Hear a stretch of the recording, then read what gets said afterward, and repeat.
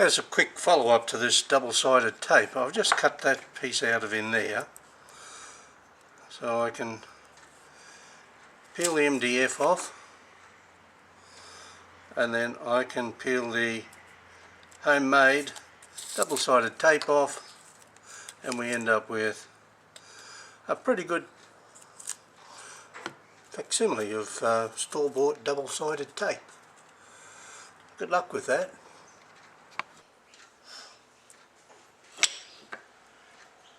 The same procedure is used to glue the front engine block covers together. Using the same jig, I get to keep everything square. I've taken the liberty of sanding the outside two others really smooth because I'll be applying a varnish over the finished product. The inside, as you can see, there's chips in it and they'll be covered up.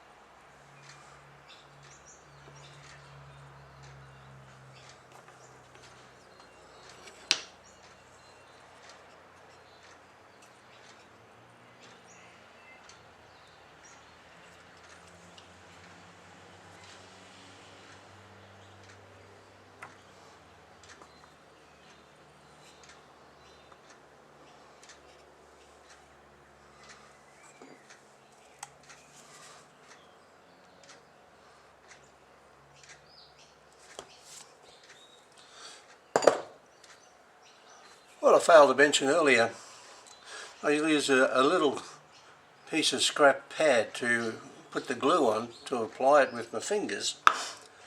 What it does is it's covered in a melamine, so that when the glue dries I just need to scrape the melamine with a little blade scraper and it just comes straight off without any problems.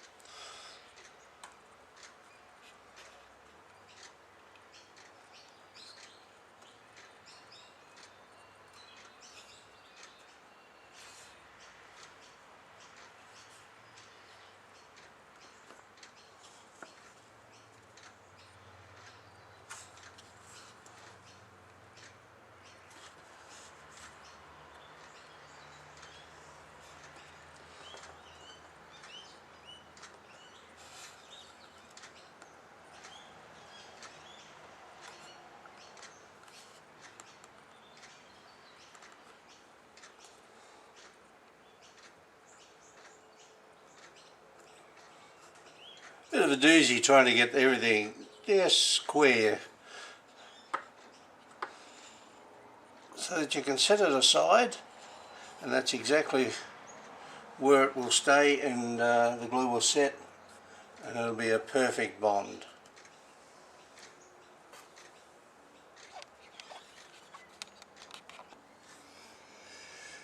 I've gone ahead and cut out a few more pieces for this prime mover. This little stack here will be for the seats. There'll be obviously 2 per unit. Over here, this will be the air filter that gets mounted on each side of the bonnet. What I've done here is I've actually marked the point where I want these to be, and seeing there's only a very narrow strip, it's really not suitable for glue. So what I do is I put a little dowel in there like that. I've marked the centre there so that it's perfectly flush with the bottom.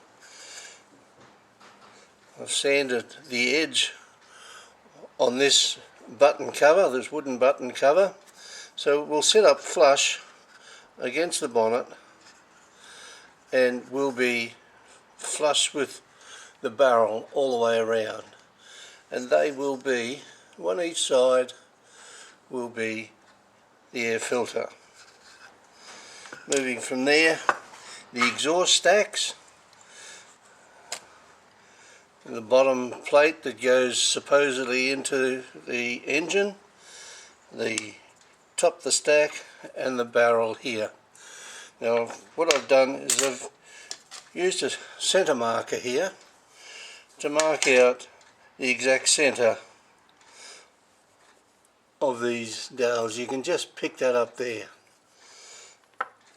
Then I've gone ahead, I've drilled it, I've used the drill stop, I've only gone halfway so that I can glue that in there, glue that piece underneath there.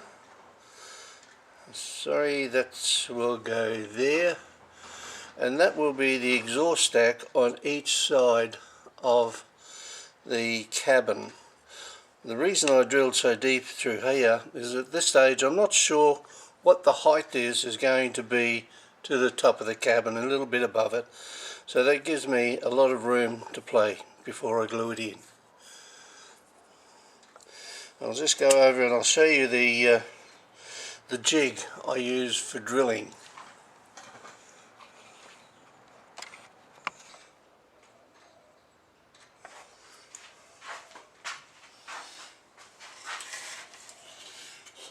This is the jig I use for drilling centres. It's adjustable on this plane here. I have a little notch here to put my square pieces in, or even round piece will hold it. So what I would do is hold that in tight, lock it down. I've already checked the drill to the bench to make it sure it's sitting at 90 degrees to the bench, so I'm going to get a direct up-down hole. I'll just turn it on and I'll drill one out.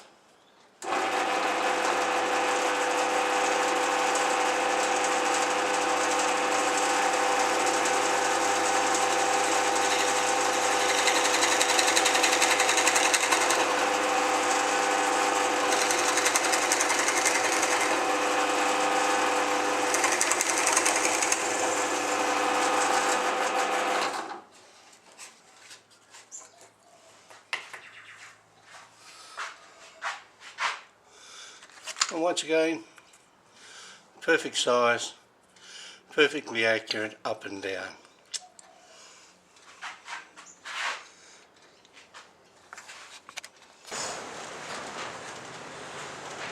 Okay, I've gone ahead and I've cut up a few small pieces for the cabin of the truck.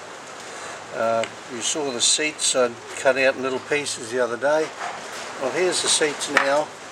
I've glued them together, I've rounded the top corners, and I've stained the seats to give the appearance of possibly leather seats. What I've used is, the colour is Jarrah, which is an Australian red timber.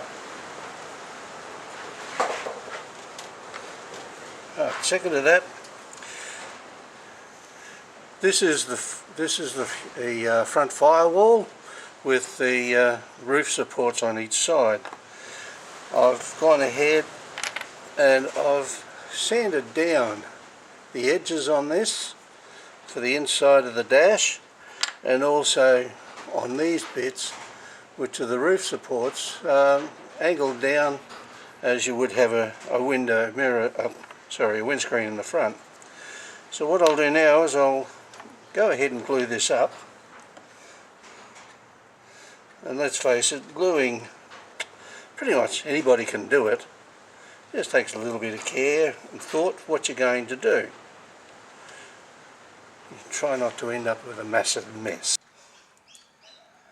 Okay, it was unfortunate where we finished off that my camera battery decided to die. So I went ahead and I finished off gluing up the firewall with the roof supports. So what we have here now is the cabin base and back wall, the cabin floor with the two doors, two seats, the firewall with roof supports, and the cabin roof. I've also gone ahead and made up the steering wheel, which is just a little disc I've cut out and glued onto, or actually I super glued this onto a toothpick. I've drilled a hole through the firewall where the toothpick's going to go with the steering wheel. Just be aware whether you're left-hand drive or right-hand drive where you live. So we'll go ahead and start assembling this now. I'll put the cabin floor in on the base.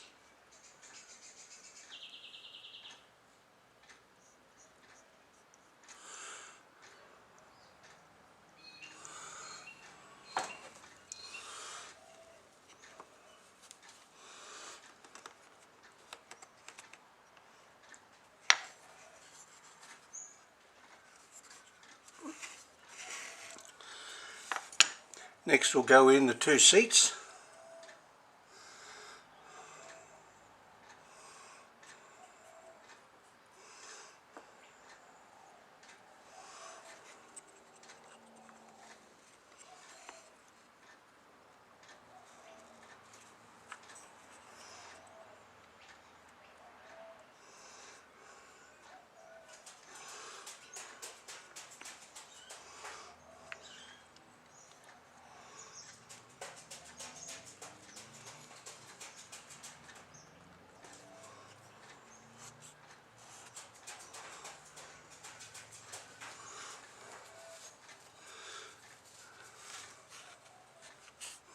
Just removing a little bit of excess glue that's squeezed out across the top. Okay, so that's the seats in place. Next we'll put the firewall on.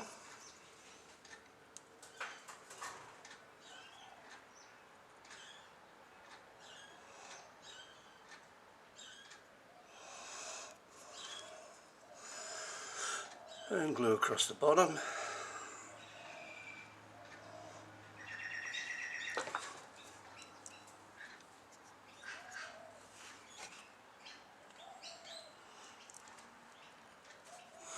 Now you need to line up the inside of the roof supports with the inside edges of the door.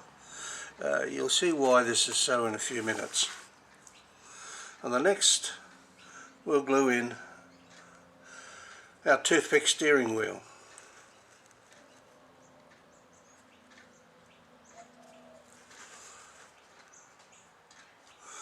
So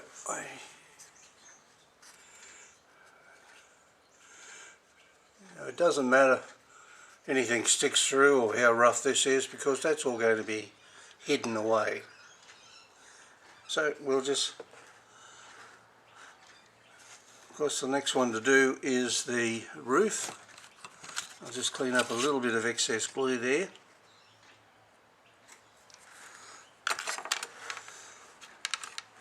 And the roof will just line up on the back edge there, equidistance on the back. It'll be a little bit shorter on both sides, and the same with the roof supports will be sticking out a bit, but I'll show you what happens there.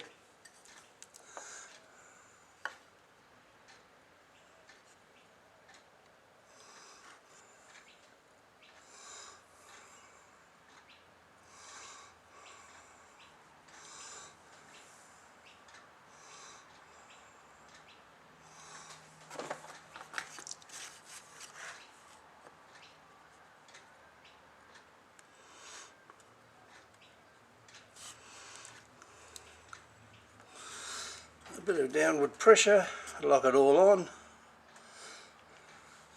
and we'll leave that to set up.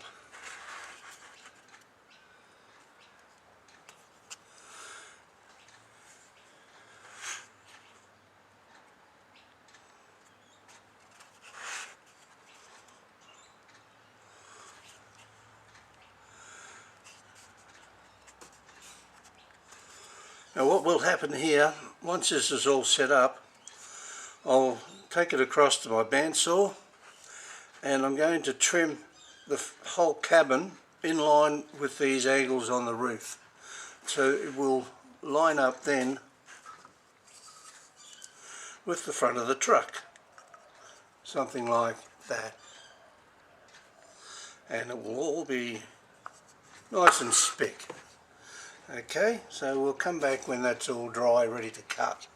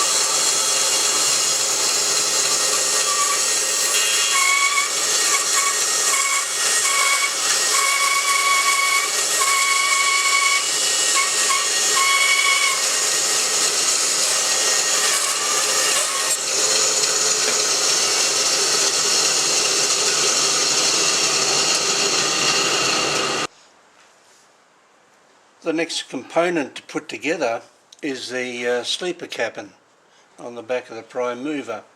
I've gone ahead and cut out all the pieces. This is for the long range sleeper cabin. It's quite big compared to the other one actually. So all the pieces are simply the back of the sleeper, the floor, the two sides, the front wall. So we end up with a nice little box section there. On the top we assemble it like this. The piece of the 12mm, the coloured 19mm and 12mm on top. Behind that we have two 19mm sections. These are all cut to 92mm approximately. They're just a whisker over because I'll be putting them on the sander later to bring it all into line. So that will sit up there. The two sides will go on there.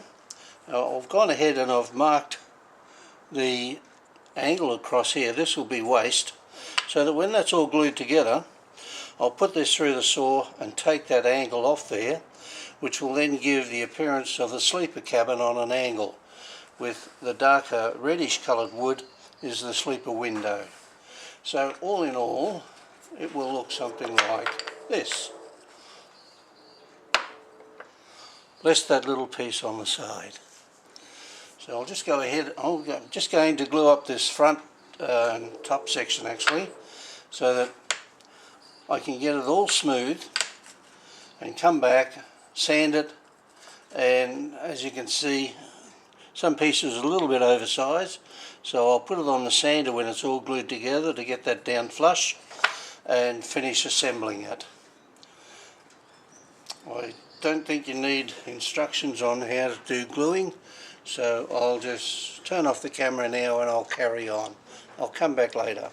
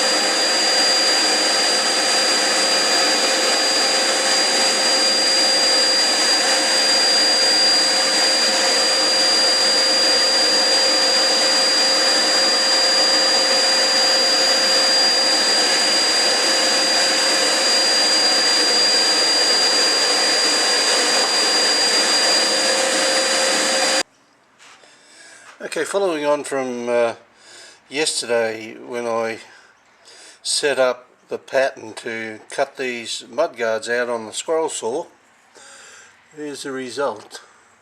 I've cut 4 of them. In addition to that, I've ended up with 4 little pieces I can use in the future as patterns.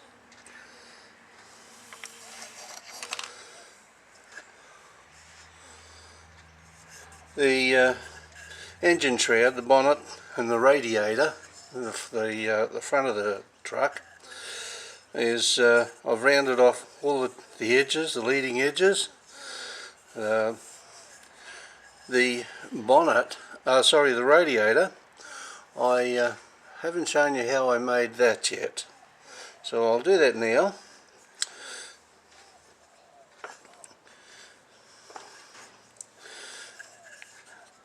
That is the size of the actual radiator without the trim pieces around the outside. Now I have a jig here I use on the bandsaw. It slips in there and holds a piece so I don't have to get my fingers near the blade. Now I think you can just make out a line going along there and a little line there and a little line there. Now they're going to indicate the depth of the cut and where I want to actually make the cuts using the bandsaw. So I'll go over there now and I'll show you how that's done. Now with the piece I'm going to use as a radiator centre, I've just coloured it in black here for the moment just to show you how it's done. I'll put it on the miter, line it up with the blade as to where I want it to cut. So I'll cut along that little line to a depth of the line going across.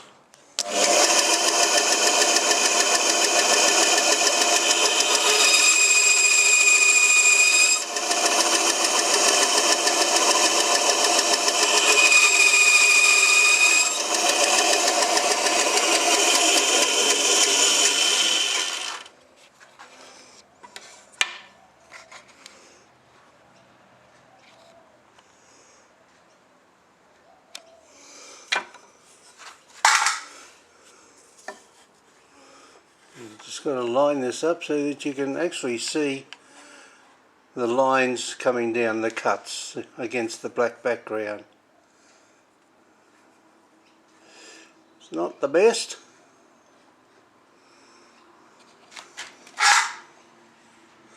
That's a bit better. Getting away from the glare of the light, you can see the 2 vertical lines, and that just sort of highlights the radiator on the front of the truck.